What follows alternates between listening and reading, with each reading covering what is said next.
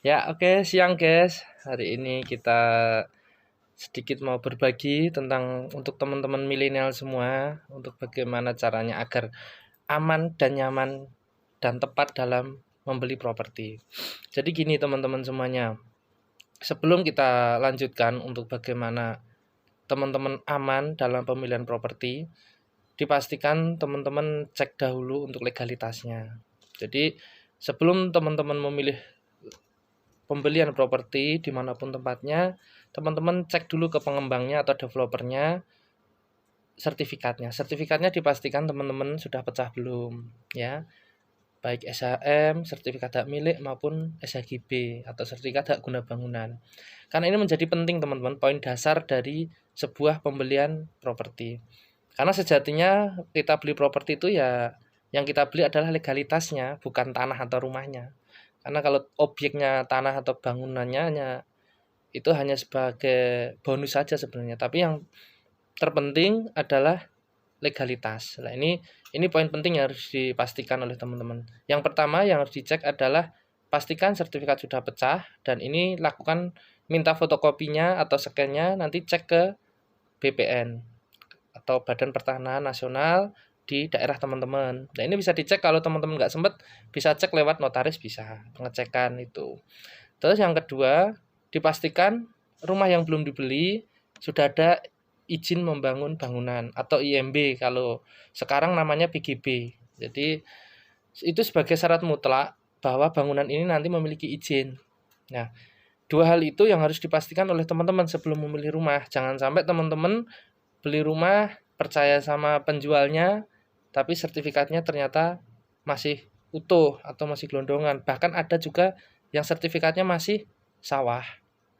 Dan yang terbaru yang terjadi lagi yang kemarin sempat viral beberapa waktu lalu adalah seperti contohnya di Jogja, kejadian tanah kas desa. Nah, itu hal-hal itu harus dipahami oleh teman-teman semua sebelum membeli properti. Nah, nanti setelah itu legalitas aman baru teman-teman memilih lokasi.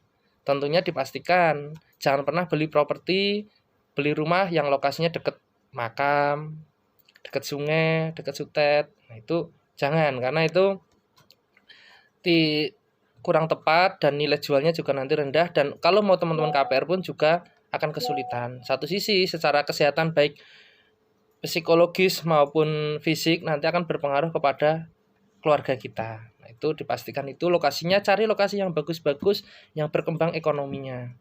Nah, setelah pilih lokasi, teman-teman bisa searching nanti di Google cari informasi tentang konsep desain rumah.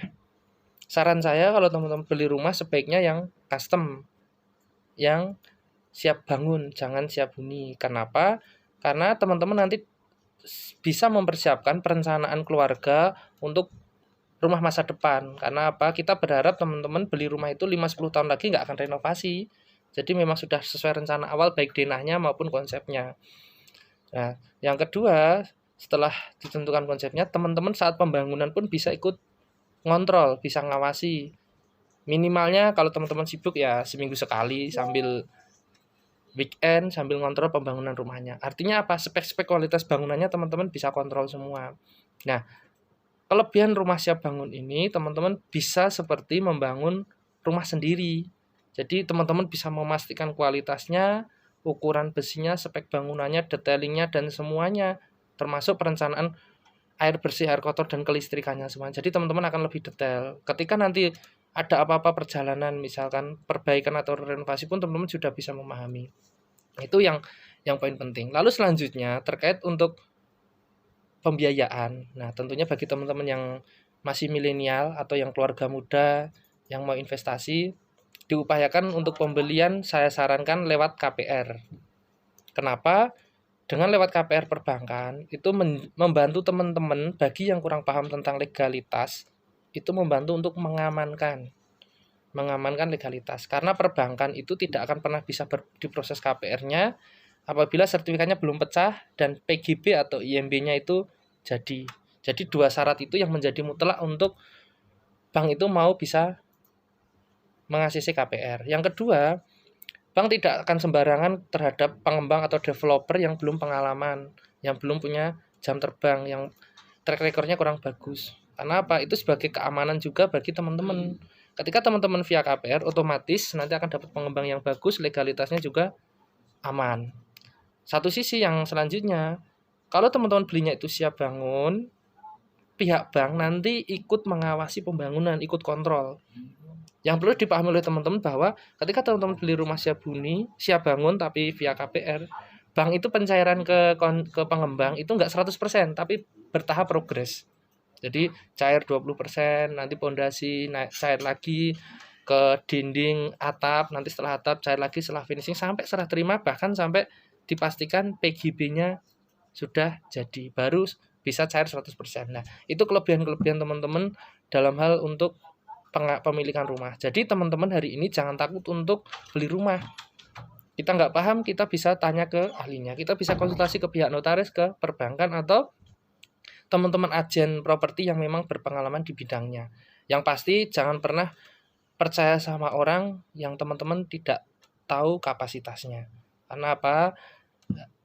Hari ini banyak yang seperti itu. Nah, ini teman-teman harapannya bisa menjadi bahan untuk pelajaran teman-teman semuanya.